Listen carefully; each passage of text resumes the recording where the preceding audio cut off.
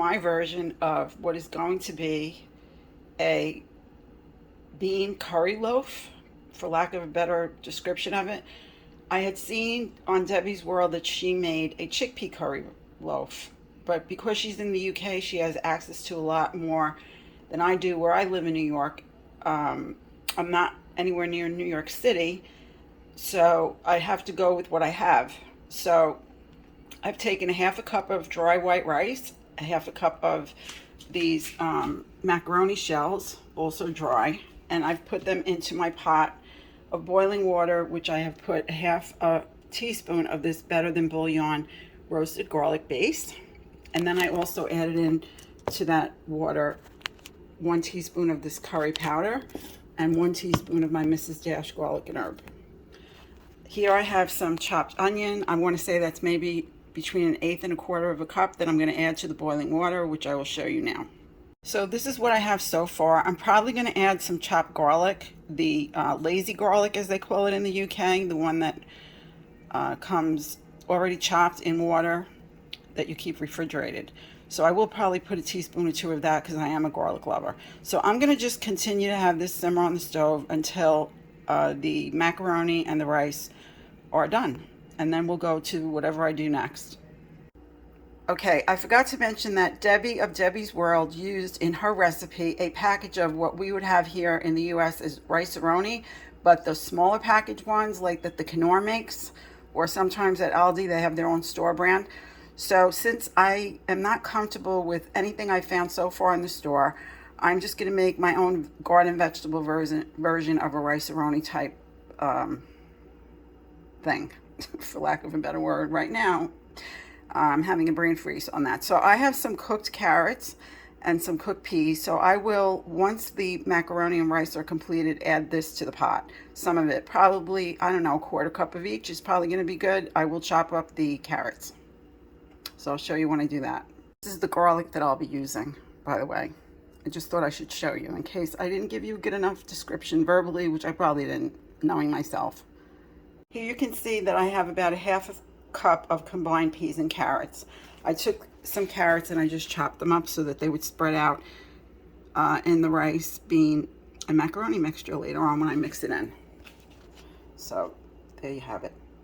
Okay, so here we have our shell macaroni and white rice all cooked up in the broth that I made.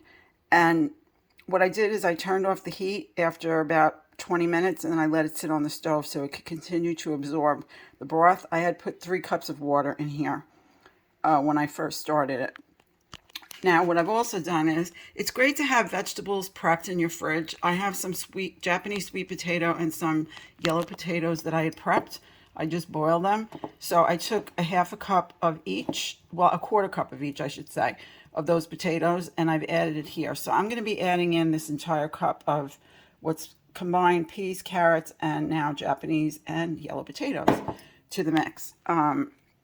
So I'm going to have this cool down because we're going to be adding in 3 eggs and of course our beans, and then some more of at least the curry seasoning because I have to compensate for the fact that I don't have curried beans. Okay, so I'll be back again after this all cools off. Here we have our mixture of potatoes, white rice, the macaroni shells, which have all been cooked together now in the broth that I had made. And I'm going to be adding in, this is my can of the navy beans, which I added 3 teaspoons of this curry powder to and mixed it and let it sit aside. And then I have here 3 beaten eggs. Now, I looked up the curry powder, and this is very, very similar to the Morrison's mild curry powder, even though this says it's Jamaican style. That's not what it says on the Morrison's. Morrison's just says mild.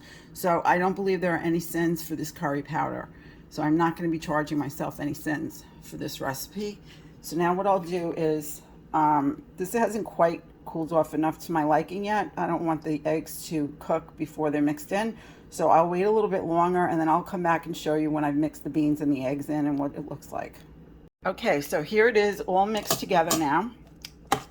In here, all together, there are 4 teaspoons of this curry powder. Okay? And I will list the ingredients either here in the video or just in the description box, but I'm also going to look for Debbie's World's video where she makes this, the way it's made in England. And I will show you also what the package kind of looks like. I do have a Knorr broccoli cheddar that I can show you just to give you an idea of what it looks like. This is a Knorr brand that is sold here in the United States, and it is, I believe, 5.75 ounces before it's cooked. And if I can find a Knorr in a chicken vegetable or garden vegetable flavor, I will buy that and use it next time, but right now I haven't found it. I have located a British product website that delivers to the US, and I believe if you're ordering dry goods, it's they'll ship it for $7.85 US dollars. So it is well worth to me to purchase that way if I can't get to West Point with Terry in the near future, because I'll just order up a bunch of stuff and I'm happy to pay that price if I get all of the things that I would like to have. Okay, so let me move on with the recipe. I am using these jumbo silicone cups, which I purchased through Amazon quite some time ago. Don't remember why. I think Terry bought them, and then I said, oh, if you're having them, I'm going to buy them as well. They were relatively inexpensive, and I've gotten 10 out of this recipe. Because it is so hot, I'm not going to bake them all at once in my oven. I'm instead going to bake them off a few at a time in my air fryer. So I'm probably going to put it on 350 Fahrenheit, and we'll see how we do and how long it takes. So here we have the first 5 of the 10 of my navy bean curry loaves that are ready. They smell delicious, and they cooked in 25 minutes at 350 degrees preheated, air fryer. So I'm going to cook the next 5. In the meantime, I'm going to show you how I'm going to have these with my dinner.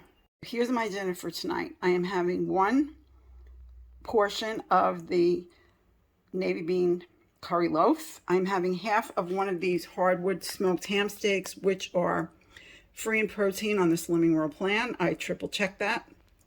And 1 would be entirely too much for me to eat. I did cook the entire one, cut in half, and I will either have the other half tomorrow, maybe for lunch, or in a salad, or James will have it in a sandwich.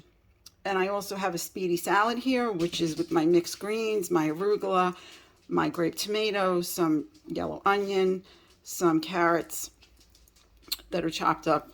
And on top, I have put, for 1.5 cents, 2 tablespoons of this delicious Trader Joe's eggplant spread with red peppers. Absolutely amazingly delicious and great on a salad.